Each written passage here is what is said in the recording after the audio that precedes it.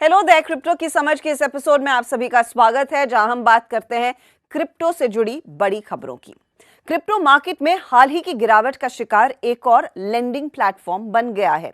Crypto trading and lending platform Vault ने 4 जुलाई को घोषणा की कि वो अपने प्लेटफॉर्म पर विड्रॉल्स, ट्रेडिंग एंड डिपॉजिट्स को सस्पेंड कर रहा है। कंपनी ने यह फैसला बाजार के वॉलेटाइल कंडीशंस के मद्देनजर लिया है। सिंगापुर की इस कंपनी के सबसे ज्यादा कर्मचारी वैसे भारत में हैं।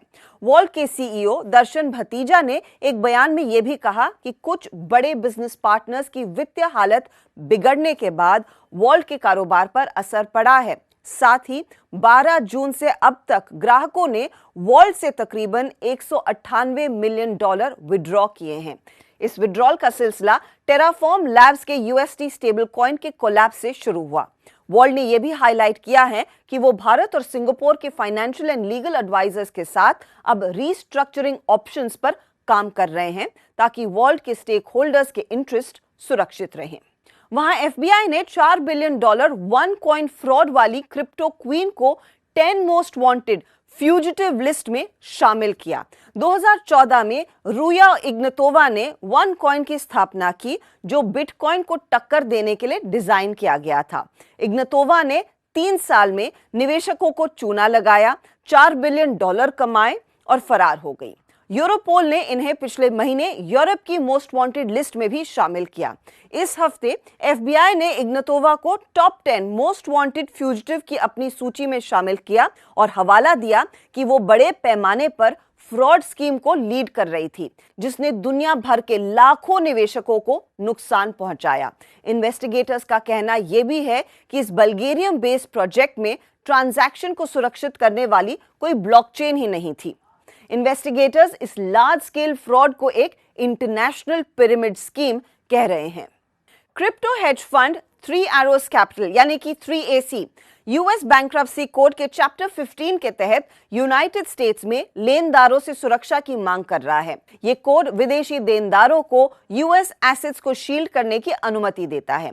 Singapore based 3AC crypto markets में तेज बिकवाली से प्रभावित सबसे ज्यादा प्रोफाइल वाले निवेशकों में से एक है और इसको लिक्विडेट किया जा रहा है।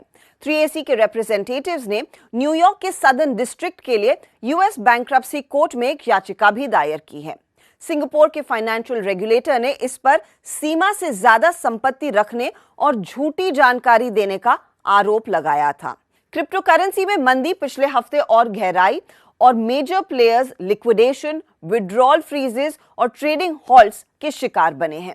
इस बीच फेसबुक की पेरेंट मेटा ने घोषणा की है कि वो अपना digital wallet for crypto currency Novi को 1 सितंबर 2022 से बंद कर रहे हैं। इस वॉलेट को लॉन्च हुए एक ही साल हुआ है। मेटा ने कहा कि नोवी ऐप और व्हाट्सएप का इंटीग्रेशन आगे नहीं होगा और यूजर्स एक्सपायरी डेट के बाद अपने अकाउंट्स में साइन इन नहीं कर पाएंगे।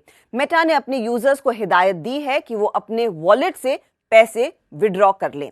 जुलाई 21 के बाद वैसे भी नोवी के यूजर्स वॉलेट में करेंसी ऐड भी नहीं कर पाएंगे। जल्द ही क्रिप्टो करेंसी कंपनियों को यूरोपियन यूनियन में डिजिटल टोकन इशू करने और बेचने के लिए एक लाइसेंस और खास कस्टमर सेफगार्ड की जरूरत होगी। यूरोपियन पार्लियामेंट और ईयू स्टेट्स के प्रतिनिधियों ने मिलकर पिछले हफ्ते एक markets in crypto assets law पर सहमति बनाई है। इसका मकसद क्रिप्टो एसेट्स के लिए साफ नियम बनाना है। ये लैंडमार्क रेगुलेशन ईयू के डिजिटल इश्यूज पर अहम रोल को कंफर्म करता है। इन नए नियमों से क्रिप्टो एसेट सर्विस प्रोवाइडर्स को कस्टमर्स को सुरक्षित रखने के लिए और भी मजबूत कदम उठाने पड़ेंगे और उन पर कंज्यूमर प्रोटेक्शन की जिम्मेदारी बढ़ेगी। इसी के साथ इस हफ्ते इतना ही। Take care.